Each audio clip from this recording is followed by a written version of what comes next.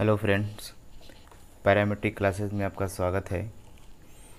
ये जो हमारे पास क्वेश्चन पेपर आया है सितंबर में 2021 में पूछा गया था एमयू में इंटरेस्ट के लिए 11th के इंटरेस्ट के लिए। क्लास 10 के बच्चे एग्ज़ाम दिए थे। अगर से उनका 11th में अच्छे मार्क्स आते हैं तो उनका सिलेक्शन हो सकता है वहाँ 11th पढ़ने के लिए, चाहे वो बायोलॉजी से हो या फिर आगे किसी भी डिपार्टमेंट से हो। तो देखते हैं कि किस टाइप का क्वेश्चन पूछा गया है। ज़रा आप भी ध्यान से क्वेश्चन को देखिए किस तरह से आ सकता है। आपको उस तरीक़ा से प्रैक्टिस करना है। जो बच्चे नए हैं, यहाँ a बराबर 2n+13, b बराबर में n+7 और बोला है n नेचुरल है और a b का एचसीएफ निकालना है। तो इसका एचसीएफ निकालेगा तो 1 आ जाएगा।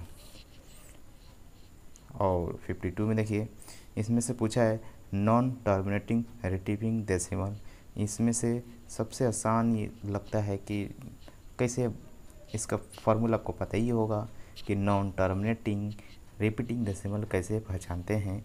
आपसे बेहतर कोई नहीं जानता है। नॉन टर्मिनेटिंग रिपीटिंग डेसिमल आप कैसे पहचान सकते हैं। देखिए, जिसके डिनोमिनेटर में 2 और 5 रहे, जिसके डिनोमिनेटर में 2 और 5 रहेगा तो वो टर्मिनेटिंग डेसिमल हो जाता है, या फिर 2 रहे या फिर 5 रहे। तो यहाँ देखा जाए सबके डिनोमिनेटर में ये इसमें 3 आएगा, लेकिन 3 इसको कैंसिल कर देंगे तो केवल 2 वाला फैक्टर बनेगा। इसमें केवल 2 वाला, इसमें 5 वाला, और इसमें नहीं 2 है नहीं 5 है। तो यही हो जाएगा नॉन टर्मिनेटिंग रिपीटिंग डेसिमल, आपका ऑप्शन नंबर डी। और इसमें क्वेश्चन है कि which of the following is greatest. इसमें सबको बताना है कि सबसे बड़ा कौन सा है। इसको जब सॉल्व करिएगा तो आपका बी आंसर आ जाएगा। अगर से आप चाहते हैं कि नहीं सर आप सॉल्व करिए तो आप कमेंट बॉक्स में ज़रूर बोलें कि किस क्वेश्चन का सॉल्यूशन आप एक्सप्लेनेशन चाहते हैं। ज़रूर बोलिएगा, तभी जाकर मैं आपका कोई क्वेश्चन का एक्सप्लेनेशन कर पाऊँगा। ठीक है, मेरे को तो सब आसान ही लग रहा है। ठीक है, नेक्स्ट जो क्वेश्चन है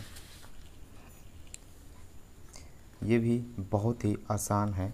ये सिंप्लीफिकेशन दिया हुआ है, सिंप्लीफाई करना है और ये एक्सपोनेंट का क्वेश्चन है। ठीक है, जब इसे सॉल्व करिएगा तो -3/2 आंसर आ जाएगा। और ये एपी से क्वेश्चन उठा है, बोला है कि 3 डिजिट के जितने सारे नंबर है जो 7 से कट रहे सबको ऐड करना है, और ऐड करिएगा तो 70336 आंसर आ जाएगा।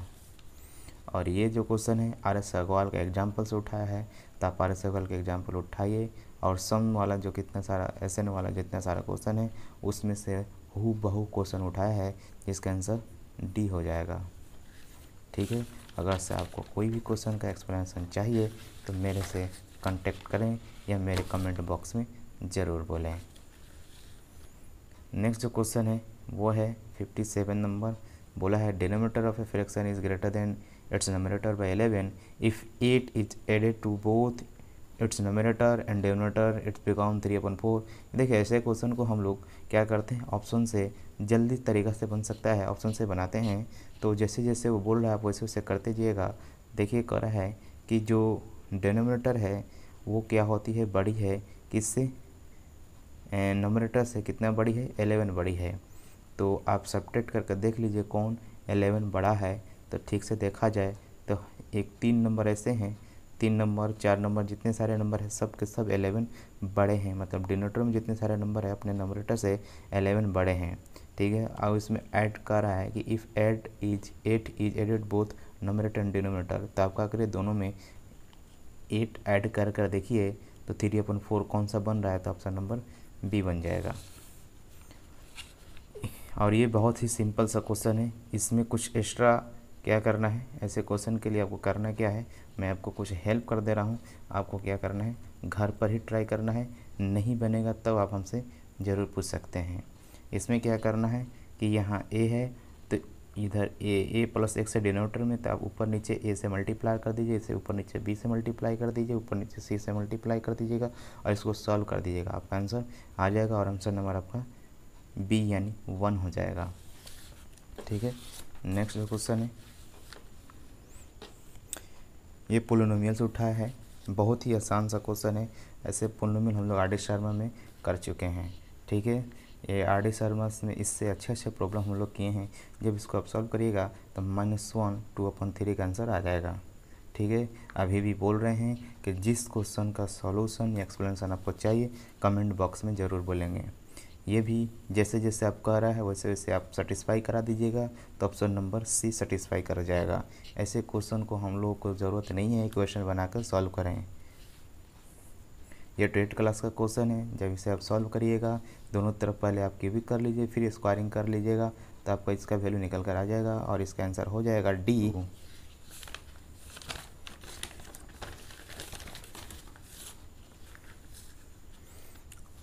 इसका पूछा है कि how many distinct real roots possible of the equation. इसका हमें देखिए रियल रूट चाहिए, इमेजिनरी रूट्स नहीं चाहिए, इसलिए रियल रूट्स आपका 2 हो जाएगा यानी बी। 3 वर्टिसेस से पैरेललोग्राम, जब इसका डायग्राम ड्रॉ करिएगा तो एक पैरेललोग्राम बनेगा। इसे आप कोऑर्डिनेट ज्योमेट्री भी सही तरीके से बना सकते हैं। बहुत ही आसान सा क्वेश्चन है। इसका आंसर हो जाएगा 9.4। ये सेंट्रॉइड से आपको बताया गया है सेंट्रॉइड कैसे निकालते हैं। बिल्कुल ही आसान फार्मूला होता है और ये बोला सेंट्रॉइड एक्स एक्सिस पर है। सेंट्रॉइड किस पर है? एक्स एक्सिस पर है तो इसकी वाई कोऑर्डिनेट का हो जाएगा 0 और इसकी वाई कोऑर्डिनेट आप 0 कर दीजिएगा तो आंसर बन जाएगा a + b = 3 यानी आंसर नंबर बी।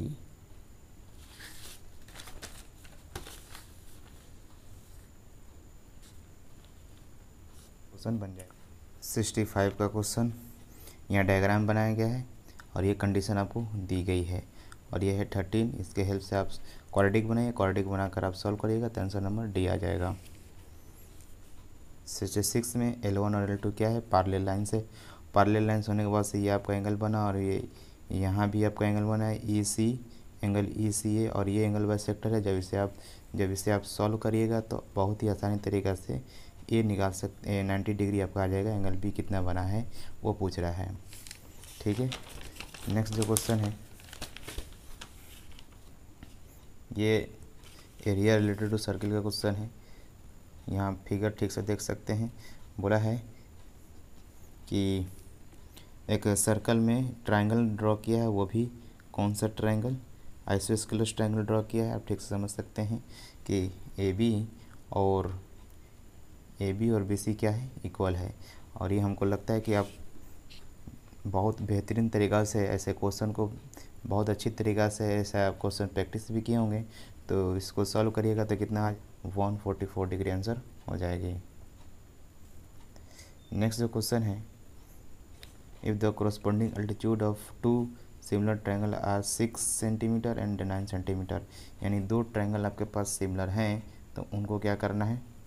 उनका एरिया का रेशियो बताना है। तो हम जानते हैं कि एरिया का रेशियो साइड का रेशियो के स्क्वायर का होता है। तो और साइड का रेशियो हम पहले से पढ़े हैं कि मीडियन साइड का रेशियो मीडियन के रेशियो के बराबर होती है, अल्टीट्यूड का रेशियो बराबर होती है, एंगल बाइसेक्टर का रेशियो के बराबर होती है। ये आपको RS अग्रवाल की बुक में बहुत अच्छी तरीक़े से बताया गया है और NCERT में भी है।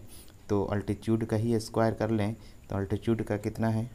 अल्टीट्यूड का पहले रेशियो ले लेंगे 6/9 और इसे स्क्वायर कर देंगे तो सबसे पहली बात ये कैंसिल आउट हो जाएगा। तो कैंसिल आउट होगा तो कितना हो जाएगा? 3 से काटेंगे तो 2/3, उसके स्क्वायर करेंगे तो 4:9 और आपका ऑप्शन नंबर डी हो जाएगा। आपका ऑप्शन नंबर डी आंसर हो जाएगा। नेक्स्ट जो क्वेश्चन है 69 जी सेंट्रॉइड होता है। आपको मालूम होगा कि सेंट्रॉइड मीडियन के कटने से बनती है। आपको पता होगा कि मीडियन क्या करता है? ट्रायंगल को 2 हिस्से इक्वल पार्ट में बांट देता है। ठीक है, तो मीडियन क्या करते हैं? और ये देखिए ये रहा मीडियन, 2 ट्रायंगल इक्वल एरिया में बांट दिया है तो हम लोग 3 मीडियन ड्रॉ करते हैं। तो एक पॉइंट इंटरसेक्शन होती है, इसे हम लोग सेंट्रॉइड करते हैं जिसे जिनसे डिनोट करते हैं। और ये सेंट्रॉइड जो क्या करती है? ये पूरे ट्रायंगल को 3 देखिए अगर इस तरीके से मिला रहे सेंट्रॉइड पॉइंट से वर्टेक्स को मिलाएंगे तो 3 इक्वल एरिया बन जाता है, यानी एक ट्रायंगल को 3 अलग अलग हिस्से में बांट देगा। इसलिए ऑप्शन नंबर आपका सी हो जाएगा। नेक्स्ट जो क्वेश्चन है ये आप देख रहे हैं कि आपके पास एक सर्किल दिया गया है और उस सर्किल में एक इक्विलेटरल ट्रायंगल दिया है और इस सर्किल का आपको रेडियस भी दे चुका है। तो बोल रहा है कि जो शेडेड रीजन है उसका एरिया निकालना है। तो बहुत ही आसान है, पहले आप इक्विलेटरल ट्रायंगल के एरिया निकाल लीजिएगा और सर्किल के एरिया से घटा लीजिएगा, तो आंसर नंबर आपका डी हो जाएगा। कितना 64 पाई माइनस 48√3 सेंटीमीटर स्क्वायर। उसके बाद से नेक्स्ट जो क्वेश्चन है वो है 71। ठीक है, इसमें आप क्वेश्चन पढ़ सकते हैं, वॉल्यूम सरफेस एरिया का क्वेश्चन है और मेरे को लगता है कि ये क्वेश्चन 8 क्लास का ही है। ठीक है, जब इसे आप क्वेश्चन पढ़िएगा तो क्या बोल रहा है आप समझ सकते हैं, और इसे जब निकालिएगा वक्त बोला है, टाइम बोला है कि कितना टाइम लगेगा, कि ये आपके पास दिया है डायमेंशन, एक टैंक के डायमेंशन है और वो टैंक को भरना है, दूसरे टैंक भरने में कितना समय लगेगा।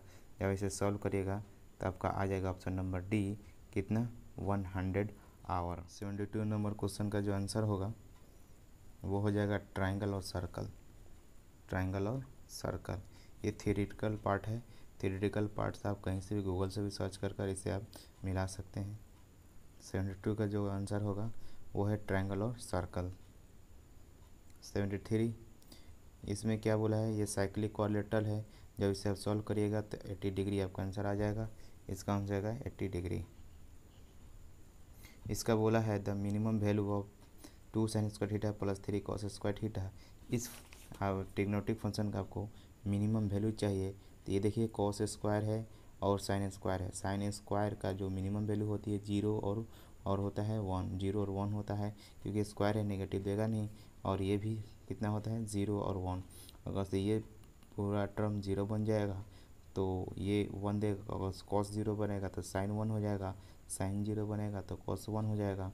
तो हमें मिनिमम वैल्यू चाहिए, तो यहाँ कोफिशिएंट 2 है और यहाँ कितना है 3 है, तो 3 2 से बड़ी होती है, इसलिए हम सोचेंगे कि यह वैल्यू 0 बन जाए और ये वैल्यू बड़ा बन जाए, तो इसलिए इसका बड़ा वैल्यू ही ये वैल्यू छोटा बन जाए, इसलिए यही वैल्यू हमारा मिनिमम हो जाएगा। तो answer minus answer plus 2 answer हो जाएगा। ये बोला है कि एंगल ABC जो है ट्रायंगल ABC वो इंक्रीजिंग अर्थमेटिक प्रोग्रेशन बना AP बना रहा है। तो आपको पता है कि AP 3 तरीका में हम किस तरीक़ा से लिख सकते हैं। एक लिखेंगे x माइनस ए, एक लिखेंगे x माइनस ए, दूसरा a और तीसरा a प्लस का x। ठीक है, और तीनों का जोड़िएगा तो आपको कितना डिग्री होनी चाहिए 180। तो यहाँ से a का वैल्यू हो जाएगा 60 डिग्री, यानी बीच वाला जो वैल्यू है वही हमारा b है। तो साइन 60 कितना होता है √3/2, इसलिए आंसर हो जाएगा √3/2। जो नेक्स्ट क्वेश्चन है हाइट एंड डिस्टेंस से पूछा गया है और ये बहुत ही आसान है। हमें उम्मीद है कि आप ऐसे क्वेश्चन बना सकते हैं, क्योंकि इससे डिफ़िकल्ट क्वेश्चन आप बना चुके हैं। तो इसका आंसर आ जाएगा C 1268 मीटर। ये है प्रोबेबिलिटी से क्वेश्चन पूछा गया है। बोला है कि 90 कार्ड्स हैं और 90 कार्ड्स का नंबरिंग जो किया गया है वो 110 से 199 तक किया गया है। ठीक है, तो आप इसका बहुत ही आसानी से बना सकते हैं कि क्या होता है। प्रोबेबिलिटी का आंसर आप जानते ही हैं कि प्रोबेबिलिटी का आंसर 0 से 1 के बीच में होती है। तो पहले आप ऑप्शन में ला लीजिएगा सारा 0 और 1 के बीच में है कि नहीं। हाँ, सबका आंसर 0 और 1 के बीच में है, इसलिए अब सॉल्यूशन तो करना ही पड़ेगा। तो टोटल 90 हो जाएगा, क्योंकि फेवरेबल आउटकम नीचे होता है और टोटल आउटकम नीचे होता है, फेवरेबल आउटकम ऊपर होता है। तो इसमें से आप चेक कर लीजिए कि फेवरेबल आउटकम कौन कौन बनेगा। कह रहा है कि नामकरण जो किया है कार्ड का वो 110 से लेकर 199 तक, और बोला है उसमें से कितने परफेक्ट स्क्वायर ऐसे हैं जिनका जो परफेक्ट स्क्वायर नहीं आते हैं उन्हीं का प्रोबेबिलिटी चाहिए। तो जो परफेक्ट स्क्वायर है उनको निकाल कर और 1 से सब्ट्रैक्ट कर लीजिएगा तो आंसर आ जाएगा, या फिर जो परफेक्ट स्क्वायर नहीं है उनको ऊपर रख लीजिए और 90 नीचे रख लीजिए, आंसर आ जाएगा। तो इसका आंसर हो जाएगा B यानी 43/45।